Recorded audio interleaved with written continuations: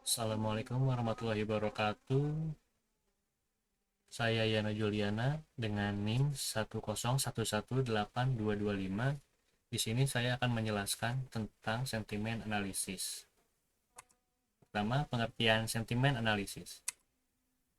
Gaya bahasa berperan penting dalam menjelaskan maksud dan tujuan ekspresi seseorang melalui opini baik yang disampaikan secara langsung maupun tidak langsung. Menganalisis pendapat seseorang tidaklah mudah karena banyak kalimat-kalimat sindiran yang langsung dipublikasikan, sementara yang lain menggunakan cara yang tidak langsung untuk menjelaskan pandangan yang ingin diungkapkan guna mencapai berbagai tujuan. Sentimen analisis adalah teknik pemrosesan bahasa secara alami yang digunakan untuk menentukan apakah data tersebut positif, negatif, atau netral.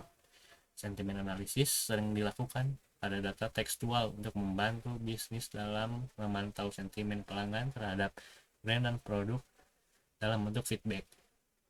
Memahami segala kebutuhan pelanggan ataupun terhadap suatu berita atau fenomena yang menjadi perbincangan di sosial media.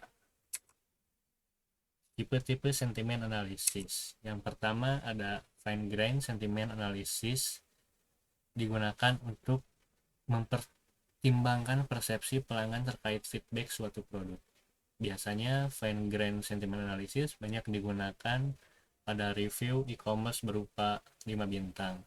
Bintang 1 menyatakan nilai yang sangat negatif, sedangkan bintang 5 menyatakan nilai yang sangat positif. Selanjutnya ada emotion detection. Jenis analisis sentimen ini bertujuan untuk mendeteksi emosi seperti kebahagiaan, frustasi, kemarahan, kesedihan, dan sebagainya. Banyak sistem deteksi emosi yang menggunakan leksikon, yaitu daftar kata dan emosi yang mereka sampaikan, atau algoritma pembelajaran mesin yang kompleks. Salah satu kelemahan penggunaan leksikon adalah orang mengekspresikan emosi dengan cara yang berbeda. Sebagai contoh, kata parah sebenarnya bermakna negatif, namun jika seorang mengatakan makanan makanan ini enak banget parah, maknanya menjadi positif. Yang ketiga ada aspek based sentiment analysis. Aspek based sentiment analysis digunakan untuk mengetahui aspek apa yang mendapatkan penilaian positif, netral, atau negatif dari pelanggan.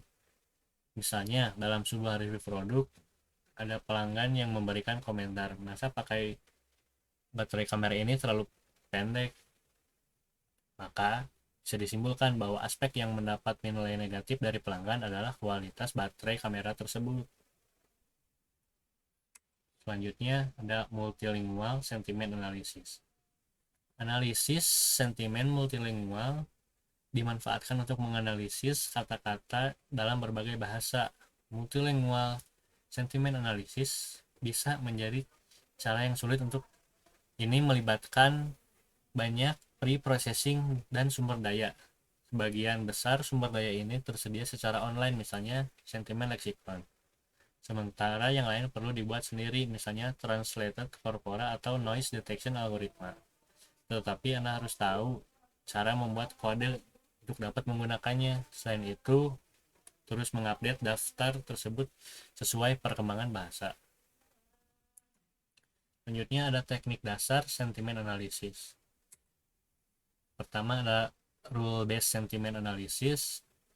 Rule based sentiment analysis menggunakan kamus kata-kata yang diberi label sentimen tertentu. Biasanya skor setiap sentimen diberi aturan tertentu guna menghindari adanya kalimat sarkasme atau kalimat lain yang bermakna ganda. Contohnya adalah sebagai berikut. Good bernilai 0,5, great bernilai 0,8, terrible bernilai minus 0,8, alright bernilai 0,1. Dapat dilihat kalau bermakna positif akan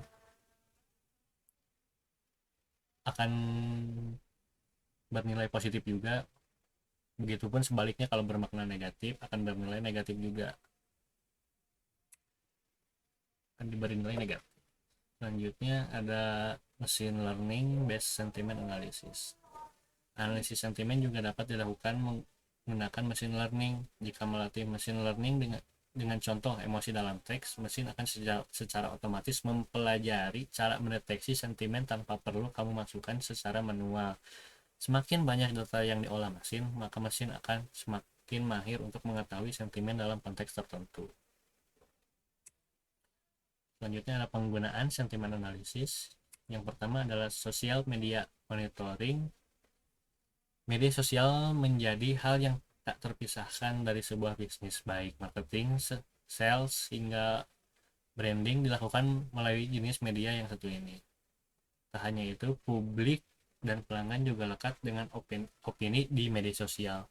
Oleh karena itu, penting untuk mengetahui sentimen apa yang dibicarakan publik terhadap suatu brand.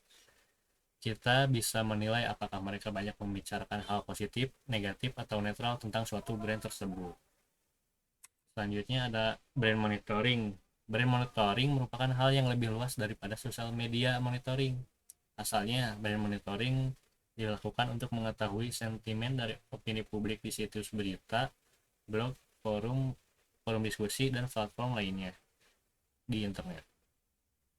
Dengan demikian, kita bisa mengetahui pandangan orang tentang suatu brand atau merek secara luas. Yang ketiga ada customer feedback. Jika sosial media dan brand monitoring dilakukan untuk melihat sentimen publik secara luas, tidak dengan customer feedback. Customer feedback bertujuan untuk mengumpulkan pendapat dari pelanggan.